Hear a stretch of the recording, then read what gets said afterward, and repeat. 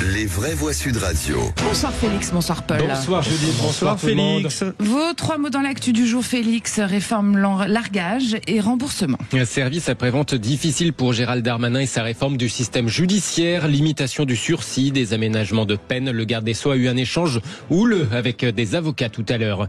La France va procéder à des largages aériens d'aide sur Gaza, annonce au lendemain du discours de Jean-Noël Barrot à la tribune de l'ONU sur la solution à deux États. Le RN passe à la caisse, 3,5 millions à rembourser après la condamnation dans l'affaire des assistants au Parlement européen. Le parti à la flamme a commencé à rembourser son addition un peu salée. Et puis on va dire un mot aussi de ces négociations entre LR et LR à Paris, législative partielle contre municipale. Les Républicains espèrent convaincre Rachida Dati de ne pas se présenter contre Michel Barnier. Les vraies voix Sud Radio. Monsieur le ministre, s'il vous plaît. On ne répond pas aux questions.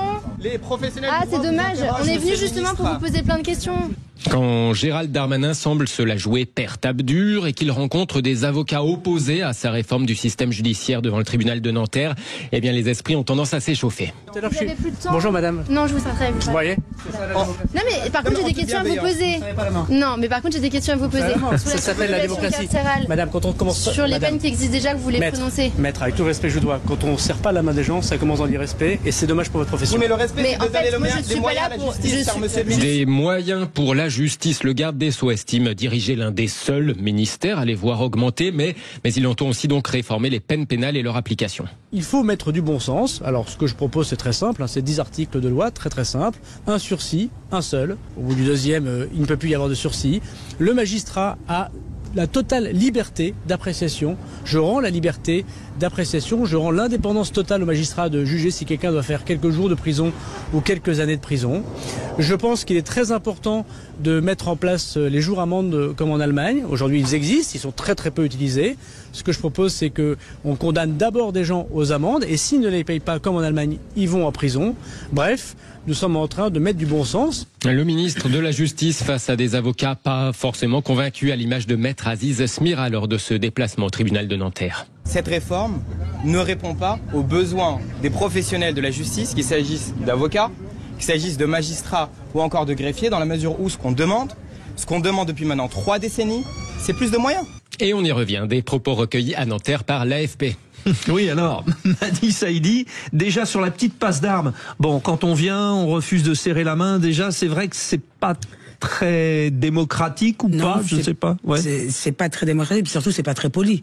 En fait, quand on vient pour discuter, on serre la main des gens, c'est pas grave. Hein. Si on serre la main d'un mec avec lequel on n'a pas les mêmes idées politiques, il va pas nous déteindre dessus. Et ça, je trouve ça pas très poli de le faire d'entrée de jeu. Ça crée de la tension. C'est déjà des sujets sur lesquels c'est pas simple. Donc si d'entrée de jeu on se serre pas la main, on se regarde pas, on peut pas parler ensemble. Raphaël Rémy-Leleu, il nous parle de un seul sursis, de l'indépendance totale des magistrats, monsieur Darmanin. J'ai envie de dire, elle existe déjà, heureusement, l'indépendance des magistrats, non ? Oui, elle existe déjà et d'ailleurs, quand Gérald Darmanin parle de l'indépendance et de la liberté des magistrats, je l'ai pas entendu avoir beaucoup de mots pour soutenir les magistrats quand ceux-ci ont été remis en cause de manière assez véhémente, assez vive par Madame Dati une fois qu'elle a été renvoyée en correctionnel. Donc, il n'y a pas qu'elle d'ailleurs qui remet en cause les magistrats quand elle est renvoyée devant les juges. Bien sûr, mais en fait, Gérald Darmanin à la justice, c'est toujours la même impression, à savoir que j'ai toujours l'impression qu'on a le premier flic de France qui est ministre et garde des Sceaux. Ça fait pas tout à fait bon ménage. Un homme efficace ou pas, au bout du compte, Madi Saïdi, Gérald Darmanin? En tout cas, il y a une volonté politique. Il y a une volonté politique de faire changer les choses. Évidemment, la justice française, ça date pas d'aujourd'hui. Il y a un vrai problème de moyens, mais aussi dans le prononcé des peines. Quand on regarde les récidivistes, on voit qu'ils viennent, on les voit repasser devant la justice. Donc finalement, c'est pas forcément efficace parce que ils reviennent devant le juge, mais il y a aussi un sentiment aussi de la part des Français de dire que la justice ne les entend pas. Quand on voit les mêmes qui se représentent à chaque fois, qui ont des peines, franchement, qui font rire, travaux d'intérêt généraux. D'ailleurs, il y a le cas de ce jeune qui préfère aller en prison plutôt que de faire ses travaux. Donc je pense qu'il y a aussi une question, il faut aussi une justice efficace, mais aussi une justice forte, si je peux dire ça comme ça. Bon, déjà les prisons hyper sécurisées, c'était un plus quand même, non, Raphaël Rémy-Leleu? En plus, je suis pas certaine. On verra ce que ça donne. En tout cas, les narcotrafiquants ne peuvent plus contrôler leur trafic de l'intérieur de la prison. On verra ce que ça donne à l'évaluation, puisque le critère principal qui a été considérer vis-à-vis de tout ça, c'est le fait d'arrêter l'activité criminelle depuis la prison, ce qui en effet devrait être la base. Mais ce qui est terrible concernant les prisons françaises, je ne sais pas si vous avez déjà eu l'occasion de visiter une prison en France, c'est qu'elles sont à la fois dans une situation sanitaire même, dans une situation de surpopulation, de méthodes et de conditions d'incarcération qui sont très loin de ce qu'on pourrait attendre et de ce qu'on pourrait demander pour simplement préserver la dignité humaine. Et en plus, on voit qu'elles ne sont pas efficaces. Donc on a quelque chose à revoir sur notre modèle carcéral. Je suis loin d'être convaincu que simplement avoir des prisons ultra sécurisées pour une petite partie des criminels qui sont considérés comme dangereux étant à tête de réseau sera suffisant, parce que ça concerne pas la grande masse. Et j'ai un peu toujours l'impression qu'on fait du gadget avec ces sujets. Félix Mathieu, on en revient à l'affaire des airbags Takata. Le gouvernement va obliger les constructeurs à prêter des voitures de remplacement. 1 700 000 véhicules concernés par cette mesure du Stop Drive en France, immobilisés à cause de ces airbags défectueux qui ont tué ou défiguré des automobilistes en leur explosant au visage. Un arrêté du ministère des Transports oblige les marques à proposer des solutions de mobilité, des voitures de remplacement. Donc, pour les clients immobilisés plus de 15 jours, les constructeurs doivent aussi proposer des rendez-vous de réparation à domicile ou bien remorquer le véhicule dangereux jusqu'au garage.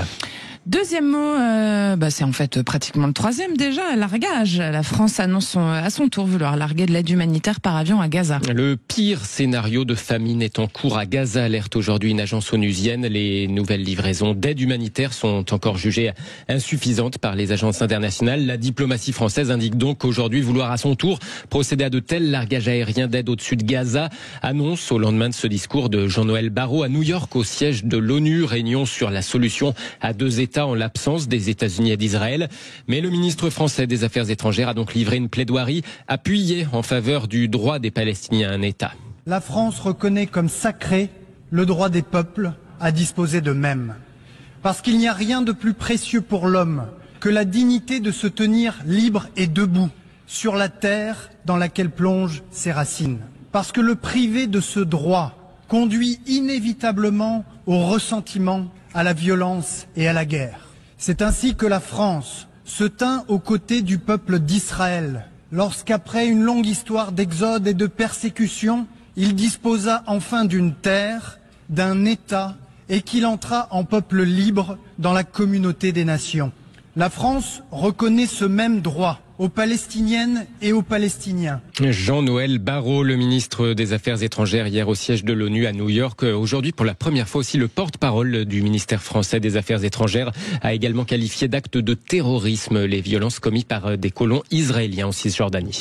Troisième mot, remboursement. Le Rassemblement national commence à rembourser le Parlement européen. Oui, l'addition est salée. 3 500 000 € à rembourser pour l'affaire des assistants parlementaires jugés fictifs, car travaillant en réalité pour le parti et non pour le Parlement. Eh bien, nos confrères de BFM TV et du Parisien aujourd'hui en France nous révèlent que le RN a trouvé un accord avec le Parlement européen, Paul Vinel. Tout à fait, Félix. Après sa condamnation, le Rassemblement national s'acquitte progressivement de sa dette puisqu'un premier paiement a été effectué. Selon BFM TV, le RN a conclu la semaine dernière un accord financier avec le Parlement européen.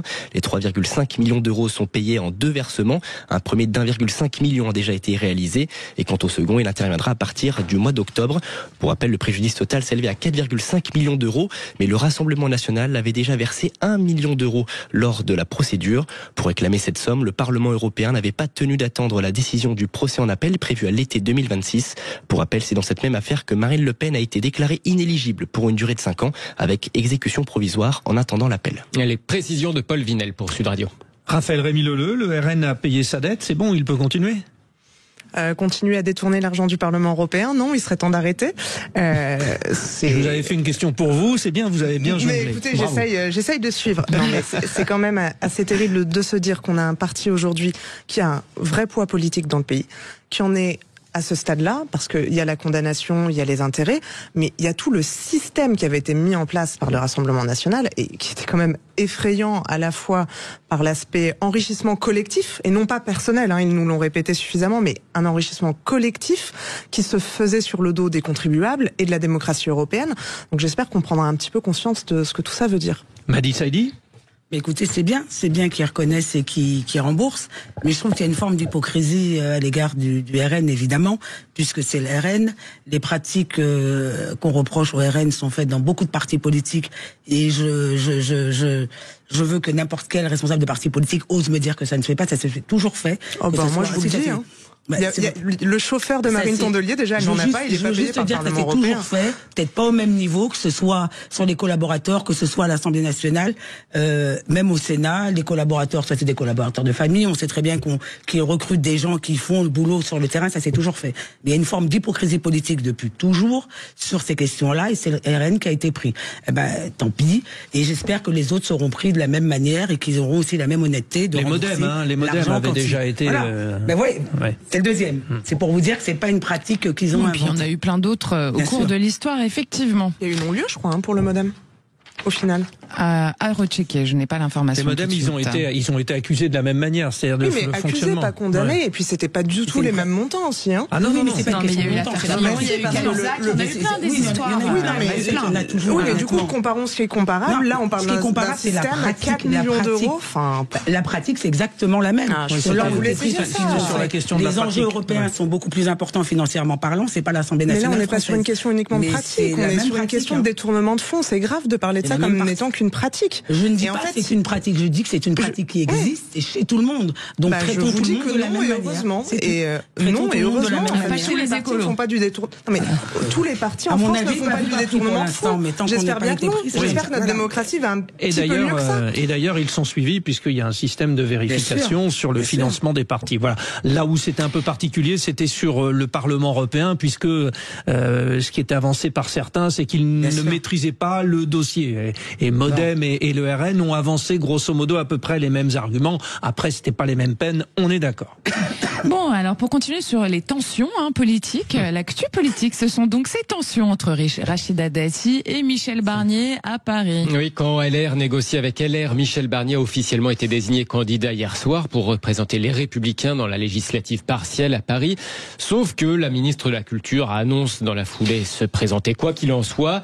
Elle, qui doit aussi représenter la droite et le centre municipal de l'année prochaine dans la capitale. La direction d'LR indique donc cet après-midi vouloir trouver un accord avec Rachida Dati d'ici la rentrée. C'est ce qu'espérait d'ailleurs hier soir la présidente de la région Île-de-France, Valérie Pécresse. Il faut trouver un accord avec Rachida Dati. Je pense qu'elle est de très loin la mieux placée pour faire gagner Paris.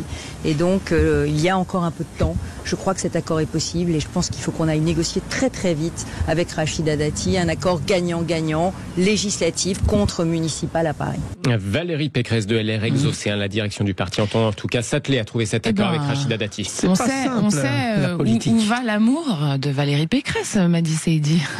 Oui, non, mais c'est pas simple. Mais ça, c'est l'autre de beaucoup de partis politiques où malheureusement, au moment des investitures, il y a souvent des guéguerres internes. Là, c'est vraiment dommage parce que Paris est en passe de basculer. N'en déplaise à ceux qui sont au pouvoir. Et je crois que Rachida Dati est bien placée, en effet. Peut-être qu'il faudrait trouver un accord. Soit elle va au municipal et lui à la législative, mais c'est pas simple. Bon, Raphaël Rémy-Leleu, c'était notre sujet d'hier, c'est pour ça. Mais oui, je sais, n'avais pas oublié la gauche. J'ai entendu, j'ai écouté. Non mais Paris est prête à basculer. En tout cas, c'est ce à quoi a envie de croire très très fort la droite parisienne. Mais en vrai, le spectacle qui est donné aujourd'hui serait drôle s'il n'était pas aussi effarant. Et on voit que c'est des tentatives d'arranger les bidons plus que d'œuvrer pour avoir des députés intéressants pour Paris. Voilà, une bonne chose de dite. Merci les garçons, merci messieurs, Félix Mathieu et Paul Vinel.